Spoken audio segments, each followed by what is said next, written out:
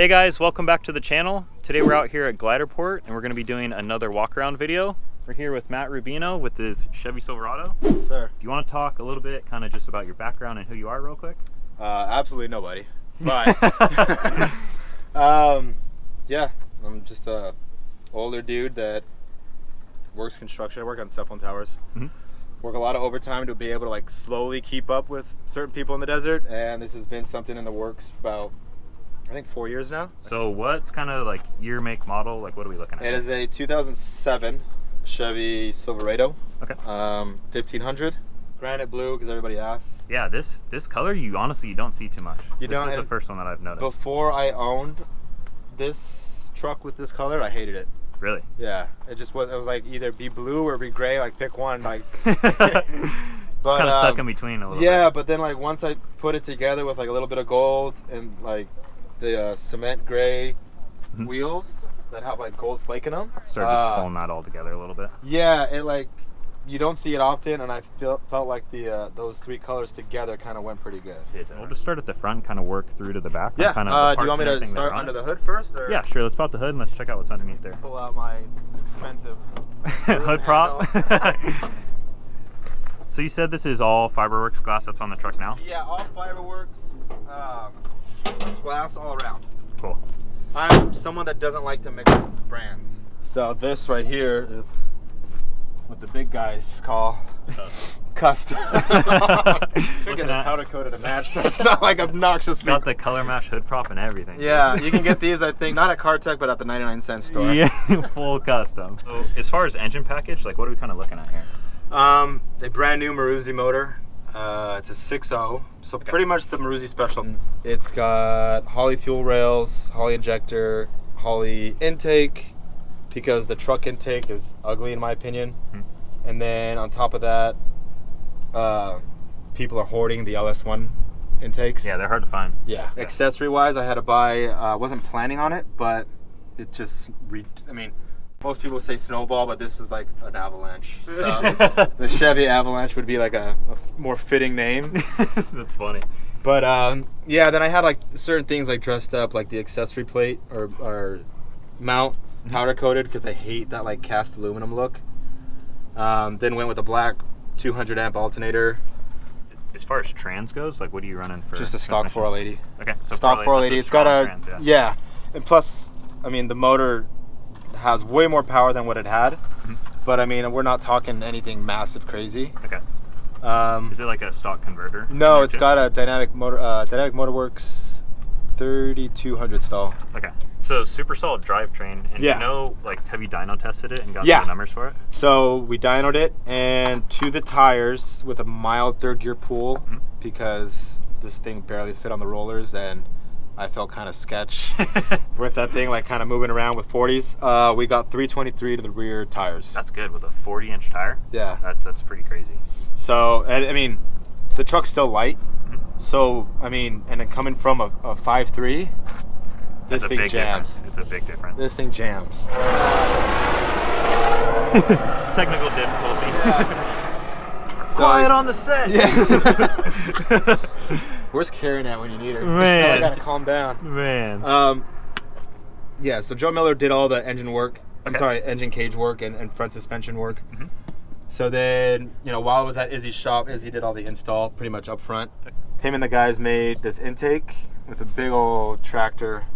Yeah, this thing's a unit. This thing is not small. I mean, all the CFMs. And I mean, this thing's like $60 on Amazon versus like $300 for a UMP. That's basically what it is. It's basically a UMP, but without the canister on it. Yeah. Right.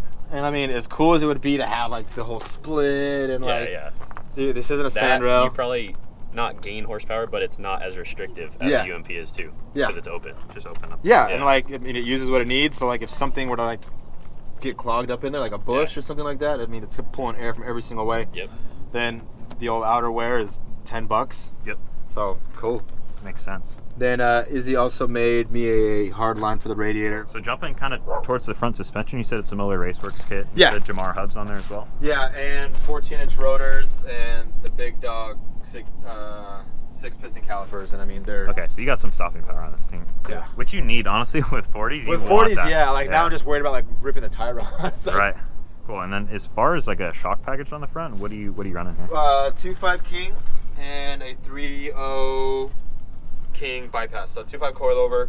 Cool. And then a 3-tube 3.0 bypass. So you got the AGM spring dividers on there as well. Yeah, Nice because touch. the King one's eventually just like. Yeah, they're like a plastic. Yeah. Blow up. Yeah. The only thing I complain about them is that on all of them, the They're upside AGM's down. upside down. I'm like, dude. Well, technically they're supposed to be the other way, but everybody runs them upside down because it works better for these kids. Yeah, and I'm like, man, like, can't I just like send it back to you and like you just, send Like one out? laser the logo. The Yeah, other like way? who lasers them so I can tell them, yo, dude, put this one in wrong, Man. so that I can have it looking right. But I mean, that's just like me personally. Yeah, just one of those things. Yeah, if it works better in a certain direction, then obviously run it that way. Mhm. So as far as like wheel and tire package goes, what are you running on the truck? We've got Robbie's 6-on-6.5 with it's a cement gray with gold flake for the wheel, and then gold flake on the beadlock with 12 points for the beadlock hardware. And then Toyo Open Country RT race tires, so they're 40-inch. They came off of actually Tabo's truck. Gotcha. They changed from this setup or this pattern to like the new pattern, which is more like the Open Country, but like with the rounded edges, because apparently like all the super sharp corners were just getting like ripped off. Mhm. So whole new design now, but I was able to get these for a pretty decent price. Track width, we were talking about this before. This thing's wide. Grande, What- yeah. What's She's track thick. width for front She's rear thick. on this thing? Right now I'm at 96 outside tire. 96, like inches. you say that so like nonchalant, but that's really Big- wide. yeah. So I think that covers the front pretty well. Do you want to jump on the inside and kind of check Yeah. things out? Cool. So there's a lot going on in here. Where do you kind of want to start? I think the first thing that I did was the center console. So Dirt Scum, Sylvester, I had like an idea that was like more standard, like with the whole like center consoles and Chevys. You put your shifter on one side, your handbrake right next to it, and like your radio like in the dash. Yeah. I mean, that's like your go-to. But he was like, I've been wanting to try this thing, and he like sent me like a quick rendering, and I'm like, dude, do it. Like that looks dope. Yeah, he's been doing a lot of I don't know if like dashes and or like center consoles are his specialty, but he seems to do a lot of them and he does a really good job. Oh yeah, like Center clean. console guy. Yeah, he's Yeah, like big the guy center to go to console guy. for that type of stuff. So yeah, like he did it, and he sent me like a bunch of like update photos of it, and I was like, dude, like I love it. So he did the shifter. We had a different, like a cheapo style Switch Pro that I don't recommend. Like just cry once, pay once. Yeah. Intercom, Yep. radio, handbrake, and then he did the GPS in the glove box. Oh, I didn't and even see that. Wow. the That's GPS really clean. in place of a head unit. That side too. Wow, I didn't see either of those. That's really cool how you integrated that all. Yeah, into the and then he stock did dash. the steering wheel. So like that's why, I was saying like I want the truck to look as stock as possible. One thing I don't like is when people do, like they want to cage the truck. Right. So obviously everything's got to come out, and then they just do a typical tube right across the front, and there's no like flow to it. There's no design to it, so it looks like rushed in my opinion. This truck, the dash setup to me is like the closest to a trophy truck style. If I could like kick this section like more towards me, Yeah. it would be almost spot on. I really like the layout with this. Like all this just is super clean, utilizes a lot of the stock stuff. Like the fact that this is built off a lot of the stock center console, absolutely. And I mean, and it's just I it still have looks like right. this opens up. I Yeah. still have AC and heat that run to like heat up my kids' legs, not the face, but like the legs. Yeah, this is really clean. And then you obviously got a hoon handle as well. handbrake. Yeah. And then is that routed like inline? Do you just have? It's a not single even set? routed right now. Okay. Right now it's all for show, So no it's go. just like a Bluetooth SEMA type. Yeah, deal? yeah. I gotcha. But that was the thing. Like I wanted him to do it, but I didn't want to have it like touch twice. Right. So I was like, look, let's put the handle there. Yep. At the time I had the stock motor, I was like, even with a handle, like, what am I gonna? I'm not gonna rip 40s like around regardless. Right. So let's at least just do it. Yeah, it's smart to And just worst case scenario, I could find something else for it. sweet. Yeah, I'm really a big fan of this whole setup. Thanks. And then as far as seats go, what are you running? PRP. I think they're. I think the Enduros or something like that. Yeah. These two are the same, and then this one is supposed to be narrower. I think I don't have like the big broad shoulders on it. I'm not sure. Just a little bit smaller. Yeah, and then I did like the pockets in the back for like storage. And sweet. Back here, You got a lot going on. This cage looks like half cage looks really nice. Thanks. I already had these seats ordered, so I was like, you know what, like let's just build like a subframe, and at least I'll put a hoop over my kid's head. Yeah, makes sense. So, and it's actually not gone through the cab at all. It's all in like stock seatbelt locations, and I think we're tied in to the pillar. 2, 3, 4, like multiple areas. So it's not the safest. It's not, I mean, it is what it is. You know what I mean? Like, then again, it's not a race truck. I just got the motor put in, and like, as much as the truck wants to keep going, I'm like, I'm not a fast guy. There's a limit, yeah. I'm not a fast guy. Like, I just like to enjoy it. You know, things happen. Cool things and bad things happen at really high speeds. So For sure. I do not like to be part of that statistic. Yeah.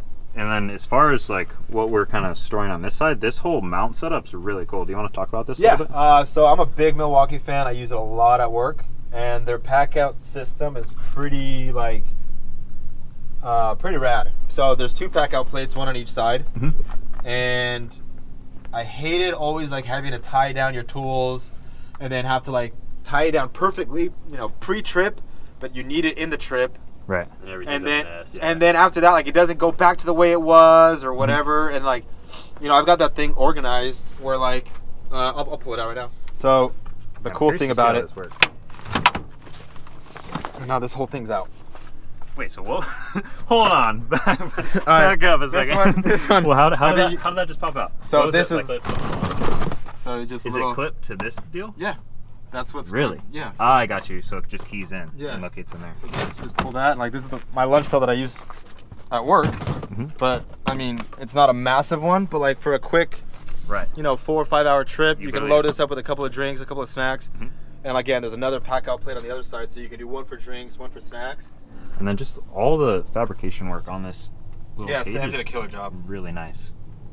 So kind of moving on to the back, fireworks glass as well. The first thing that we kind of picked up on earlier is that the bedsides are kicked. Yeah, it's kicked. It's got a fabricated camber rear end, and so Khalil and Fullerton, I tasked him with, I want to stretch out the back. The front's like really wide, so to match that in the rear, you ended up having to kick that, and then it all got paneled back in. Yeah, and exactly. Then you kind of retained all the inside bed structure as well. Yeah. Going ahead with that, and then kind of just filled the gap with some sheet metal work. Yeah, so I kept the bed because, it's still a truck. I don't have a huge fuel cell. I don't have like a bunch of, it's not caged, so it's still weight in the back, which is like key. Like a lot of guys, go your own route, learn your own way, but I've seen a lot of guys like back in the day, day one of quote unquote Prerunner build is they ditch the bed. Right. And I'm like, dude, like you need that. Whether you like it or not, that's weight. Until you can fill the back in with a bunch of tube work and a bunch of heavy stuff to like keep weight over the back, you're kind of, in a sense, going backwards. But as far as bed cage goes, who's the one to kind of make this? And I don't know. Okay. The original structure, which like I guess so pretty much like this triangulation with here to here and these tubes was still original. Everything that ties to that frame. Everything, yeah. The pivots Sam Hall did. Okay. Again, really very nice. Yeah. Then Khalil Fab mounted the tranny cooler. He mounted the fuel cell. So it's about a 40-gallon fuel cell, stock Chevy fuel pump. So everything like on the dash still works. And then I have another fuel pump inside that you just like tie a battery to and it'll pump out your fuel. Right. So like if I needed to pull it out or whatever, and then you said it's also like the stock Chevy pump, so you still get the working gas gauge. Exactly, yeah, the dash still works for it. So like it's just, it lasts a lot longer on the full side, sorry, because it's dropped away at the bottom, so it'll take a while. So it's not like it's not accurate as far as measurement. It's not consistent, but like you still know kind of where you're at. Yeah. Well, it's fine until it starts to get low, and then it reads low. Right. Right. Yeah. So when it's full, it reads full for a really long time, and then once it gets to, let's just say, half a tank, then it'll start reading like a normal gas gauge. And then I see we got 3.5 race series bypass. Yeah, 3.5. I think they're 5 tube. Okay. 18-inch with the big ol' fin cooling for the fin because resis. Those things get so hot with leaf springs back there that. And then as far as this kind of storage area right here, you're just keeping extra fluids and stuff? Yeah, I think one of them's got a hole, so I don't know if there's any fluid in it. It's almost like you got the ammo can type latch too. Yeah, no, I don't. I forgot this is actually made. It looks like Aztec. Yeah, I think it is. Okay, so you just kind of buy this whole unit? Yeah, you can buy this thing. You can buy separate ones that like have like a bar that goes through the handles. Yeah, see, like that one's empty. The only complaint I have is that like I don't know if it's a complaint against the rack or against the manufacturers of the bottles, because like some fit in here perfect and some don't at all. Then we've got the old. You gotta have one of those. Yeah, Cutlass.